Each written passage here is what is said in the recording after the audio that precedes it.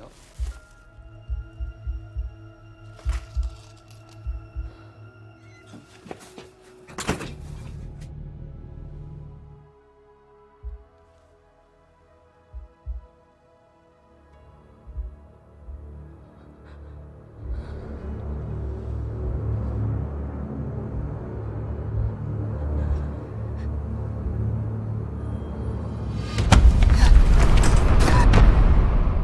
The bus pulls away from the curb, and a young woman steps onto the sidewalk in a quiet neighborhood on the edge of the city. Her name is Kyung-min, a bank teller in her late 20s who lives by herself in a small studio apartment.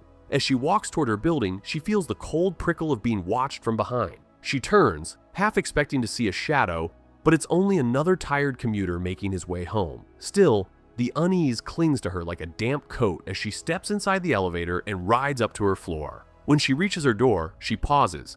She thinks she can hear something inside a soft shift of weight, a breath that isn't hers. Her hand trembles as she keys in her passcode and pushes the door open. The lights are off. She lifts her phone, the small beam of the flashlight cutting through the dark as she steps inside.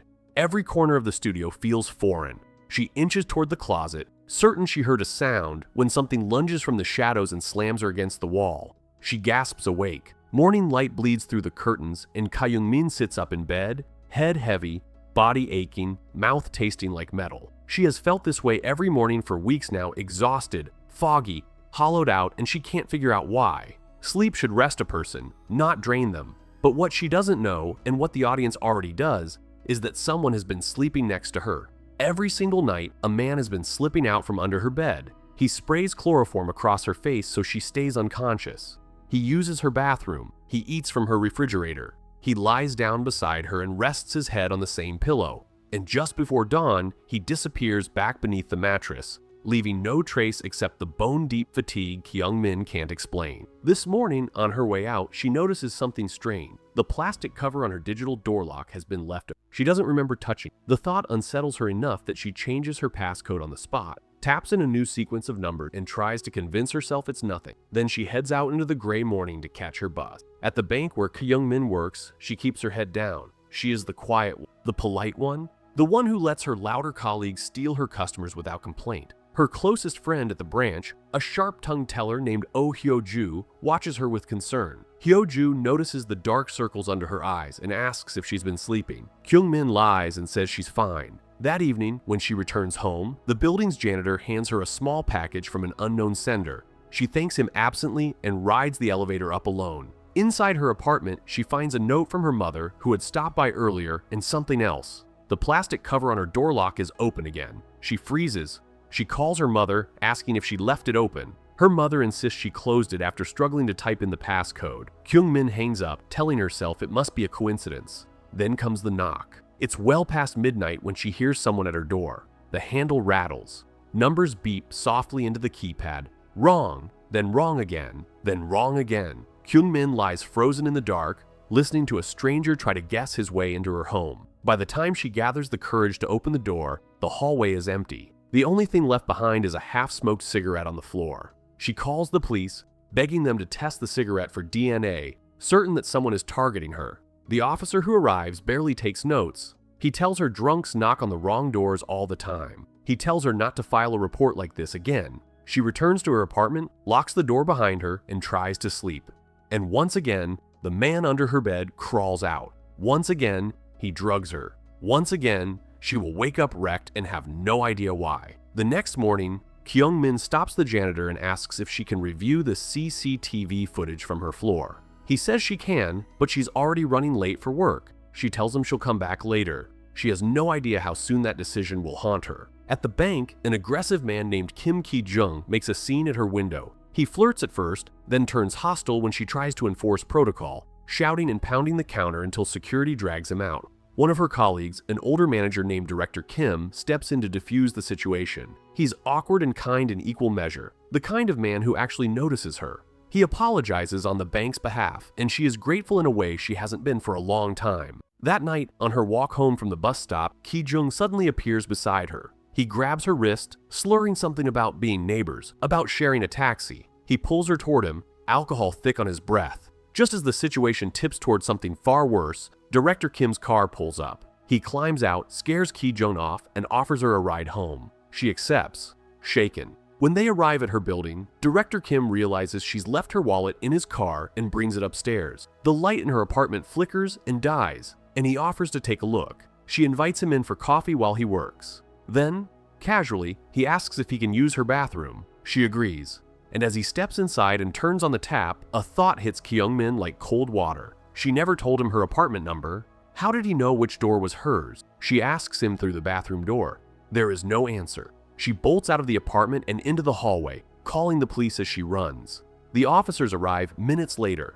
They push the bathroom door open, and what they find is not Director Kim alive and washing his hands, but his body slumped, bloody, throat cut wide open. He has been murdered inside her apartment, and the only suspect the police can see is the trembling woman who called them. Just like that, the investigators who refused to take her seriously days earlier are circling her like sharks. They question her for hours. The evidence is too thin to hold her, and they release her by morning. But at the bank, she finds her career in ruins. Her boss tells her that, given the circumstances, she can no longer work there. Her co-workers whisper accusations in the break room. Only Hyo-ju defends her, snapping at the others to shut up and stay out of what they don't understand. Kyung-min decides she is leaving the apartment for good. She calls her landlord and arranges to move out as soon as possible. While packing, she finds something strange, a key, one she doesn't recognize, tucked into a corner of her studio. She walks through the building, trying the key in every door until halfway up the stairs, it clicks open. Inside the apartment, she finds the belongings of a woman she has never seen, including an ID photo. The woman's name is Kang Sun-hye. Hyo-ju comes over, and the two friends try to piece it together.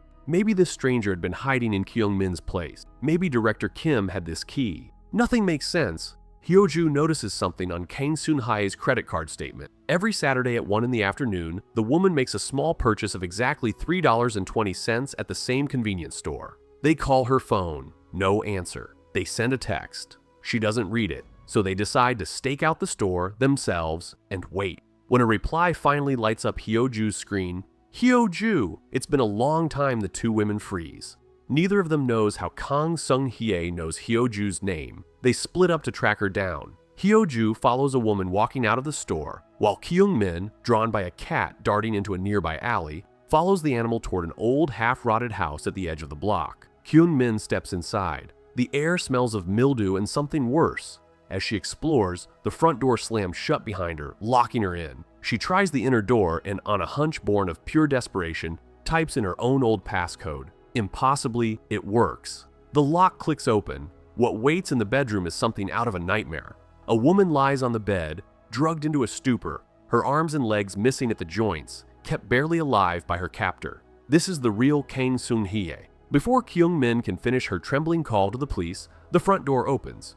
The owner of the house is home. She dives under the bed, holding her breath as a man's boots cross the floor above her. He hums softly to himself. He takes a vial from his bag, leans over the captive woman, and presses something to her mouth. Within seconds, Kang Sun-hye's breathing slows and stops.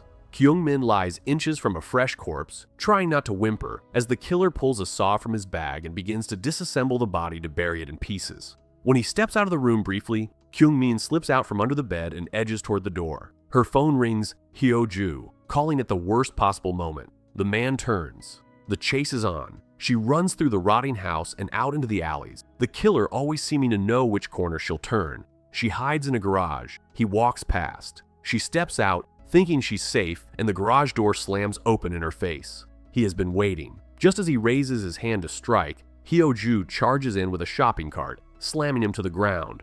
He grabs Hyo-ju by the hair and beats her, while Kyung-min stands frozen in horror. It is Hyo-ju's scream that finally summons the police. The killer flees into the night. At the station, the officers are once again skeptical. Kyung-min insists she saw the killer's face. She insists he wore an old-fashioned wristwatch, the kind almost no one wears anymore. The detectives pick up Kim Ki-jung, the violent customer who had stalked her after work. He fits the rough description. The lead detective grills him about the dismembered body in the abandoned house. Ki-jung snaps that he never sawed up a body. The detective leans forward and asks how he knew it was a saw and not a knife. Ki-jung claims he's a carpenter and knows these things. The detective is not convinced. He promises Kyung-min that the man will not be free for long. Kyung-min moves into her new apartment, finally daring to hope it's over. Hyo-ju promises to visit her soon for lunch.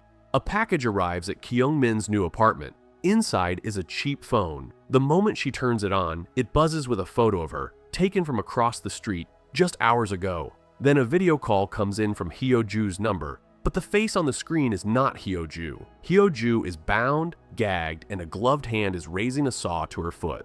Kyung-min runs to Hyo-ju's building and slips inside behind another tenant. Inside Hyo-ju's apartment, the killer is already standing over her, lowering a saw toward her foot. Kyung-min pounds on the door, screaming, no answer. She grabs the fire extinguisher off the wall and slams it into the door lock again and again. A hand closes on her shoulder from behind. She turns and it is Kim Ki-jung, the angry bank customer. He shoves her against the wall and chokes her. Just as her vision blurs, the police thunder up the stairwell, tackle him to the floor, and break down Hyo-ju's door. Her friend is alive. The lead detective presses a small camera into Kyung-min's palm and tells her to keep it on her, just to be safe. They have their suspect. Days pass. Kyung-min settles into a new apartment. One afternoon at the grocery store, she runs into the soft-spoken janitor from her old building. He smiles warmly and tells her she is safe now. At the register, his total comes to exactly $3.20.